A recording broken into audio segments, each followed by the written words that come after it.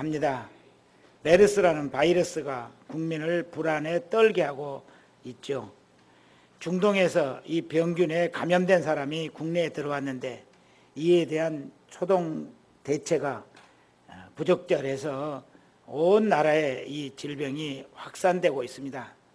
그런데 이 메르스가 무서운 것은 치사율이 40%에 가깝다는 통계 때문입니다. 감기처럼 바이러스가 옮기는 것인데 열이 38도 이상 오르면서 호흡이 거칠어지고 숨쉬기가 어렵게 된다 합니다. 평택시에 있는 친구 목사에게 들었는데 평택은 거리에 사람이 사라졌다고 합니다. 식당과 백화점, 영화관에도 사람이 전혀 없다고 합니다. 버스도 빈차로 다닌다고 합니다. 학교와 어린이집 그런 곳은 학생들이 모이는 곳에 임시 방학을 해서 도시 전체가 빈집처럼 고요하다고 합니다. 교회마저 주일 예배에 많은 영향을 입지 않을까 걱정하고 있었습니다. 그런데 이 위험한 메르스가 통제할 수 없는 범위로 확산되어 큰 재난으로 발전하지 않을까 걱정이 됩니다. 오늘 또 뉴스에 보니까 드러나서 전체 환자가 64명으로 늘어났다 합니다. 외국에서는 대한민국이 가장 위험한 국가로 지정되어서 여행을 자제시키고 있습니다. 그래서 여행객들이 급속히 줄어들면서 숙박 예약이 많이 취소되고 있다 합니다. 또 바이어들도 우리나라에 들어오기를 꺼려하면서 수출에 많은 지장을 일으키고 있다고 합니다. 참 난감합니다. 눈에 보이지도 아니하고 잠복 기간이 무려 15일 가까이나 되기 때문에 한참을 자신도 모르고 활동하기 때문에 확산을 막기가 여간 어려운 것이 아닙니다. 다행히 우리가 사는 김포 지역에는 아직 발생 환자가 나타나지 않아서 다행이긴 하지만 아무래도 방심할 수는 없는 것 같습니다. 특히 병원에 근무하시는 성도님들이 많이 걱정되고 기도하고 있습니다. 이제는 정부도 통제하기가 어렵고 병원에서도 감당할 수 없게 되어서 오직 하나님의 은혜만 바라볼 수밖에 없는 상황으로 발전했습니다. 정말 하나님께서 우리나라를 불쌍히 여기시고 이 무서운 메르스를 빨리 진정시켜 주시고 온 땅에서 사라지게 해주시기를 간절히 기도합니다. 그런데 일부 신앙인들이 이런 말을 합니다. 이렇게 무서운 질병이 우리나라를 위협하는 것은 우리나라에 심각한 죄가 있기 때문이다. 이렇게 말을 합니다. 그것이 바로 그 죄라는 것은 동성애를 우리나라가 옹호하려 하고 동성 결혼을 허락하려는 그런 시도가 있다는 것입니다. 이 일에 최일선에서 앞장선 사람이 서울시장이라고 합니다. 그런데 서울시장은 이것을 전혀 인정하지 않습니다. 그리고 오히려 정부가 대처를 잘못해서 그렇다고 인터뷰를 했습니다. 그런데 제가 보기에는 이 동성애 허락이나 옹호 이거보다도 더 무서운 죄악이 이 땅에 있습니다. 이것은 온 국민들이 하나님을 대놓고 대적하는 일이 이 땅에 만연해 있는 것이죠. 물론 동성애를 옹호하고 허락하는 것도 하나님을 대적하는 행위입니다. 그것은 성경에 말씀하시기를 하나님은 동성애를 분명히 죄라 하시고 그런 사람들은 돌로 쳐 죽이라고 말씀하고 있기 때문입니다. 또 심각한 죄의 문제라는 것은 이런 것입니다. 우리 주일학교에서 아이들을 전도하기 위해서 아주 열심히 노력하고 있습니다. 새소식반에서 많은 선생님들이 정말 열심히 전도를 하고 주일학교에서도 이 어린이들을 그리스도의 사랑과 하나님의 말씀으로 믿음의 사람 되도록 부단히 노력하고 있습니다. 우리 새소식반이 지난 토요일로 해서 어제 말고 그 전주 토요일로 해서 방학에 들어갔는데 일부 선생님들이 방학을 해도 열심히 아이들을 위해서 전도하기 위해서 이제 동네로 뛰어나갔다고 합니다. 참 아름다운 일입니다. 이 일들이 더 발전해서 그분들뿐만 아니라 우리 모든 성도들이 다 함께 이 어린이들을 하나님 품에서 자라게 하고 하나님의 진리의 말씀을 배워서 그들이 이 세상을 능히 하나님 뜻대로 살고 승리할 수 있도록 양육해 내기를 바랍니다. 이것이 얼마나 아름답고 거룩한 일입니까? 개인의 인생을 살릴 뿐만 아니라 국가와 민족의 미래가 달려있는 일이고 하나님 나라가 흥왕하는 길이 바로 이 어린아이들 전도와 양육에 있는 것이죠. 그런데 전도된 아이들은 하나님께 감사하고 교회 다니겠다 약속하면서 또 교회 다니겠다고 마음 먹었는데 그 엄마들이 못 가게 막는 것입니다. 그리고 그것이 하나님을 정면으로 대적하는 것임을 알지 못하고 자신과 자신의 자녀들까지 위험에 빠져들어가고 있는 것이죠. 당신들의 자녀들이 얼마나 복된 인생길을 가려 하는 것인지 그것을 알지 못하고 방해하고 있는 것입니다. 우리가 하나님 앞에 죄를 짓는 것을 더 열거하려면 시간이 많이 부족할 것입니다. 아무튼 우리 대한민국 사람들은 동성애이든 자녀들의 신앙생활을 방해하는 일이든 하나님을 대적하는 이런 일들을 속히 그쳐야 할 것입니다. 회개하고 하나님 편에 서도록 마음을 바꿔야 할 것입니다. 어쨌든 하나님께서 온 국민이 불안해하는 이 메르스를 어수속히 물리쳐 주셨으면 좋겠습니다. 하나님께서 우리를 위해 이 전염병을 빨리 물리쳐 주셔서 우리로 하여금 평안하게 신앙생활하며 함께 행복하게 살 수 있도록 해주시길 위해서 간절히 기도합니다. 그렇다면 하나님은 누구를 위해서 이런 일들을 하실까요? 오늘 본문에 보니 다윗도 극도의 위험과 어려운 가운데 있었던 것 같습니다. 그래서 이 재앙들이 주의 날개 그늘 아래 피하여 이 재앙들을 주의 날개 그늘 아래 피하여 지나가기를 간절히 기도하고 있습니다. 본문 말씀을 살펴봅니다. 첫 번째 말씀은 다윗은 심히 큰 재앙을 당하고 있었다는 상황입니다. 오늘 본문 시편 57편을 보니 표제에 이런 글들이 붙어 있죠. 첫째는 다윗의 믹담시다. 둘째는 인도자를 따라 알다스에서 맞춘 노래이다. 세 번째는 다윗이 사울을 피하여 굴에 있던 때에 지어 부른 노래이다. 이렇게 말씀하고 있습니다. 믹담시라는 말은 황금시라는 뜻입니다. 아주 아름다운 찬송이라는 말씀이죠. 아주 아름다운 노래. 그리고 또 이 알다스에서는 멸망시키지 마옵소서 하는 뜻을 의미를 가졌는데 이것은 어떤 이 노래의 뜻이 있는 것이 아니고 이것은 어떤 공명이라고 합니다. 우리가 노래하는 사람들 보면은 기타 치는 사람들 보면은 뭐 D 코드니 무슨 코드니 뭐 이렇게 이야기하는데 이런 그런 노래의 종류인 것이죠. 곧 인도자를 따라서 합창으로 이 노래를 불렀던 것입니다. 그리고 굴에 있을 때 쓴 시입니다. 다윗은 사울 왕에게 쫓기면서 두 번 굴에 피신한 적이 있습니다. 한 번은 헤브론 남쪽에 있는 아둘람 굴에 피신해서 오랜 세월을 지냈고 또 한 번은 사해 서쪽에 있는 엔게디 굴에 숨어서 지낸 적이 있습니다. 오늘 본문이 두 굴 중에서 어떤 굴에서 이 시를 썼는지는 밝히지 않고 있기 때문에 알 수는 없지만 어떤 굴에 있었을 때든지 상관없이 다윗은 대단히 위험하고 견디기 어려운 재앙 가운데 있었음은 분명합니다. 다윗이 사울왕을 피하여 아둘람 굴로 피신하자 다윗을 따르고 사울왕의 미움을 산 사람들이 600명이나 소문을 듣고 아둘람 굴로 찾아왔습니다. 많이 추종하여 따라온 것은 좋은 일이지만 심각한 문제가 생겼습니다. 그것은 광야에서는 혼자서도 먹을 것을 구하기가 쉽지 않은 곳인데 600명이나 몰려들었으니 식량을 해결할 수 없어서 큰 어려움이 닥치게 된 것이죠. 광야에는 먹을 것이 전혀 없습니다. 물도 없을 뿐만 아니라 채소나 과일 그리고 곡식 이런 것들은 전혀 없고 쥐나 두더지 곤충같이 잡아먹을 수 있는 것은 다 찾아 잡으려 해도 그것을 찾기가 어려운 곳이 광야입니다.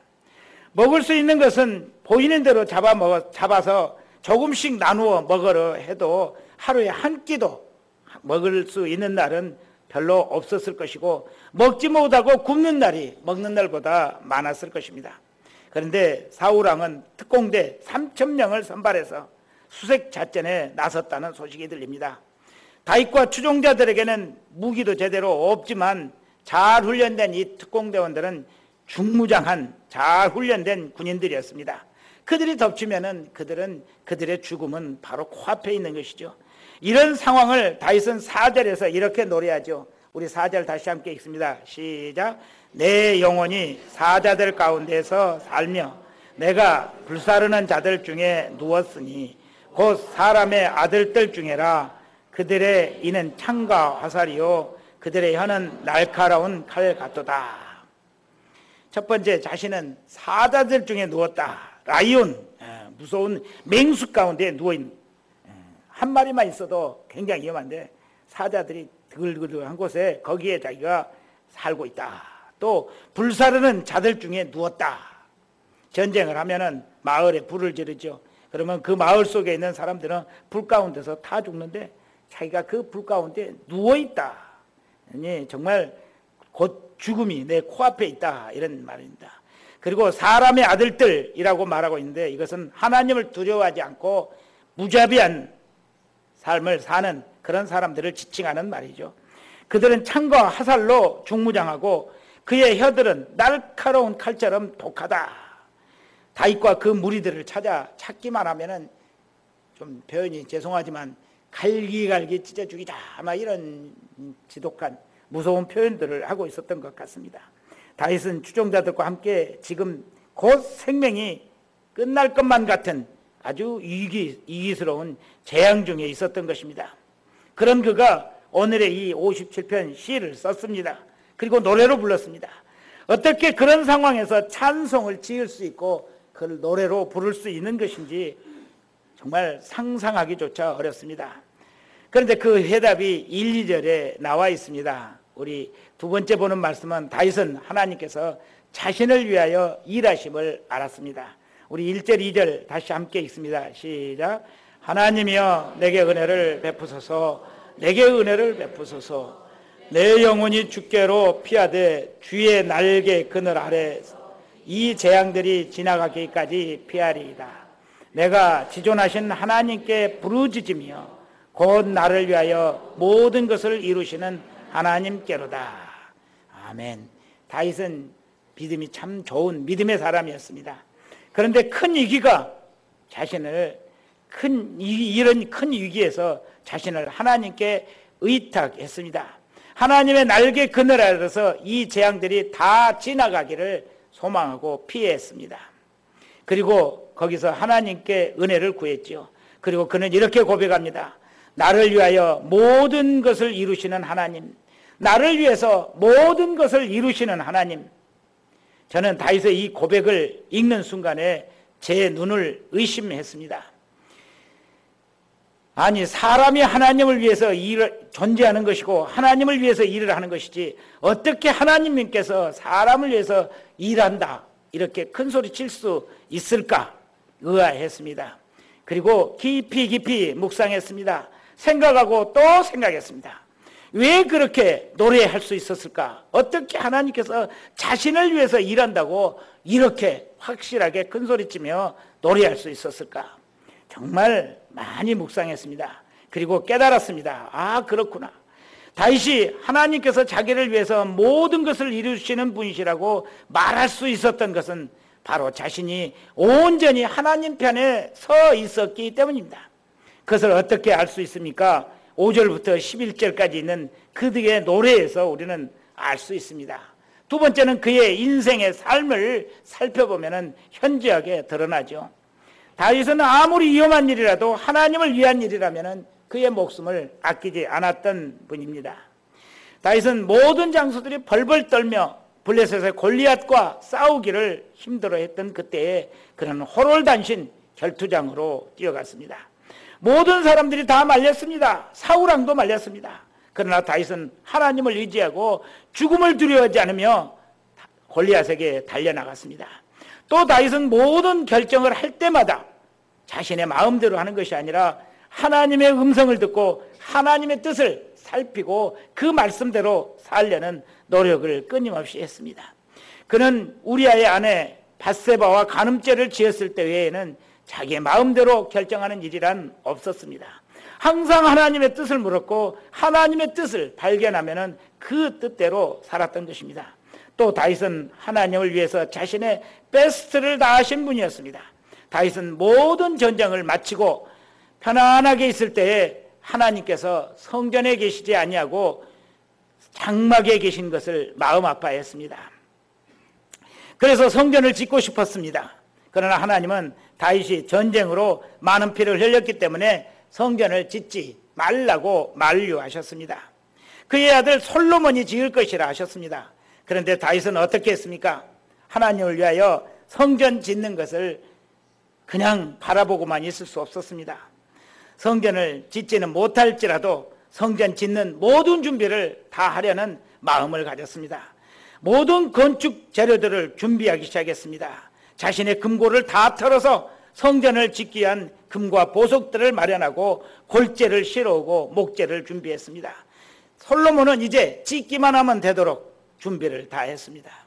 우리 주가형께도 또 교회를 건축해야 하는 큰 어려움 앞에 있습니다. 저는 신학교를 늦게 가서 목사로 일하는 기간이 짧은 편입니다.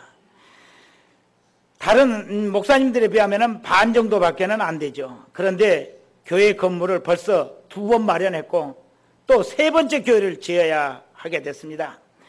보통 목사님들은 한 번도 교회를 짓지 않는 목사님들이 많은데 하나님은 저에게 이렇게 3번이나 교회를 건물을 마련하라 하시니 참 영광이고 감사한 일입니다. 하지만 마련할 때마다 매우 힘이 많이 듭니다. 첫 번째 서해상가 3층에 마련할 때에는 제 집을 팔아서 사면 됐기 때문에 결단이 어려운 것이지 힘든 일은 별로 없었습니다.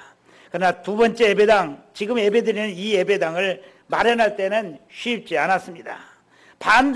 많은 반대에 부딪혀야 했고 또 설계할 시공 가운데서도 어려움이 많았습니다. 또 건축 자금을 마련하고 충당하는 일도 쉽지 않았습니다. 그런데 이제 3번째 이 하나님의 예배당 교회를 건축을 해야 합니다. 그런데 이것은 재개발로 인해서 협상을 해야 되는데 협상 자체가 매우 어렵고 힘이 든 싸움입니다. 여러분의 많은 기도와 또 도우시는 분들이 이곳저곳에서 많이 계셔서 지금 열심히 잘 노력하고 있지만 그러나 이 모든 것들을 이겨내기까지 씨름은 계속되어야 할 것입니다. 우리도 다윗처럼 우리를 위하여 모든 일을 하시는 하나님, 우리를 위해서 모든 일을 하시는 하나님을 바라볼 수 있기를 바랍니다. 우리가 이루는 것이 아니라 하나님께서 이루실 것을 믿는 것입니다. 오직 하나님의 은혜로 교회 건축을 무사히 이루어내게 될 줄로 믿습니다. 그러기 위해서 우리 주가님께는 어떻게 해야겠습니까? 오직 하나님께서 기뻐하시는 일, 하나님께서 행복하시도록 목회하는 교회, 또 모든 성도들은 하나님을 기쁘시게 하기 위한 신앙생활을 하기를 소망합니다. 모든 성도들이 다 하나님을 지극히 사랑하고 하나님을 바라보며 하나님께 영광을 돌리는 삶을 산다면 하나님께서 반드시 이 일들을 이루실 것입니다. 3번째 보는 말씀은 다윗은 하나님의 영광을 찬송했습니다. 우리 5절부터 11절 다시 한번 함께 읽겠습니다. 시작. 하나님이여 주는 하늘 위에 높이 들리시며 주의 영광이 온 세계에 높아지기를 원하나이다.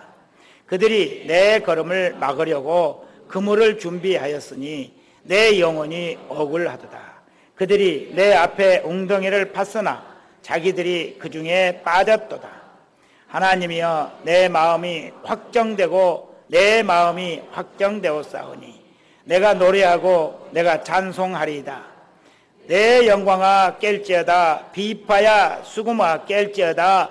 내가 새벽을 깨우리로다. 주여 내가 만민 중에서 주께 감사하며 문 나라 중에서 주를 찬송하리이다.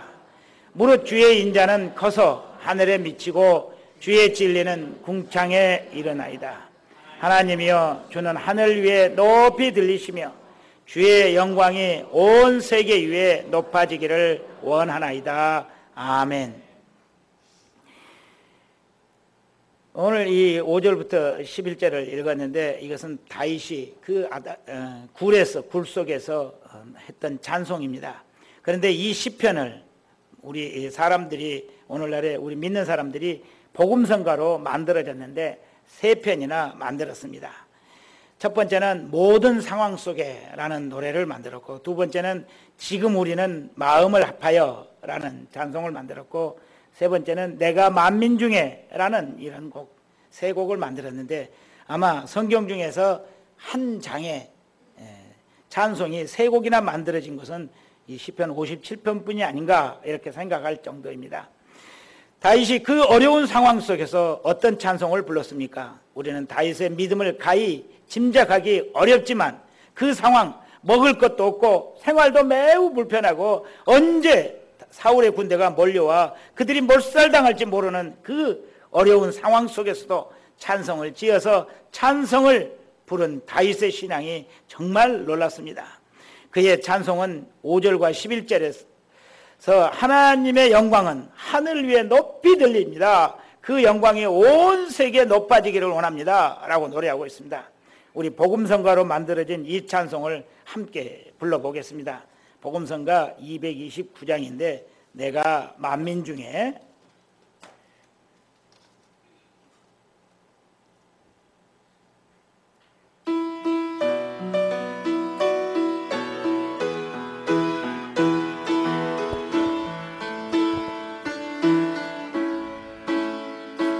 내가 만민 중에 오 주께 감사하며 주님을 찬양하리 열방 중에서 주의 인자는 커서 하늘에 미치고 주의 진리는 넓은 궁창에 이르나니 하늘 위에 주는 높이 들리며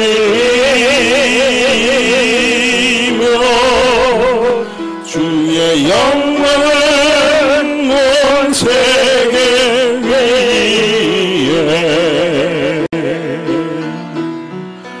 하늘 위에 주는 높이 들리며 주의 영광은 온 세계 위에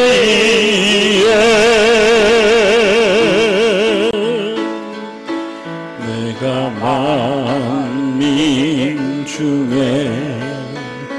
오 주께 감사하며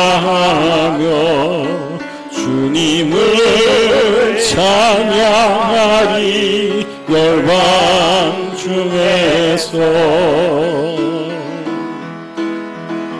주의 인자는 커서 하늘에 미치고 주의 진리는 넓은 궁창에 이르다니 하늘 위에 주는 높이 들리며 주의 영광은 온 세계 위에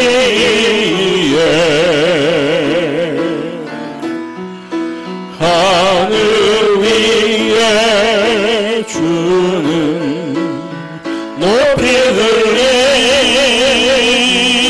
들리며 주의 영광은 온 세계 위에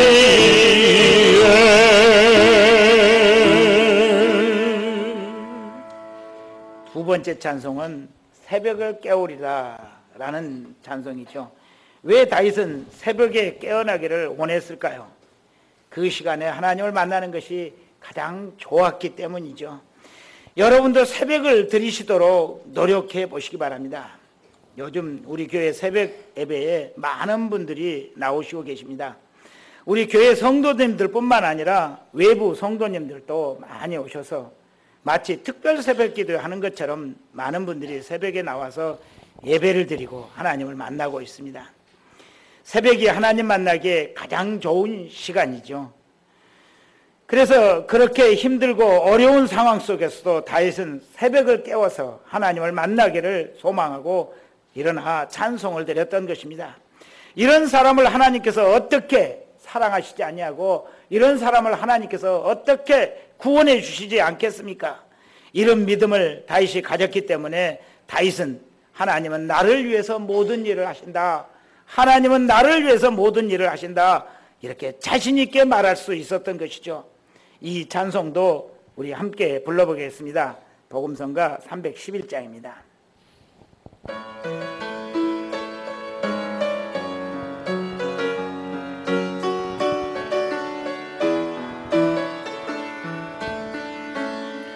지금 우리는 마음을 아파요. 진정으로 찬양할 때니 모이자 하나 되자. 우리가 갈 길이라 찬양과 온 마음과 정성을 다해 기도하. 주님께서 기도하신 것처럼 말씀 속에 권능으로 임하시니 사랑으로 하나 되자. 우리의 젊음 모두 다해 주님을 찬양하며 온 세상에 주의 사랑 전하리라.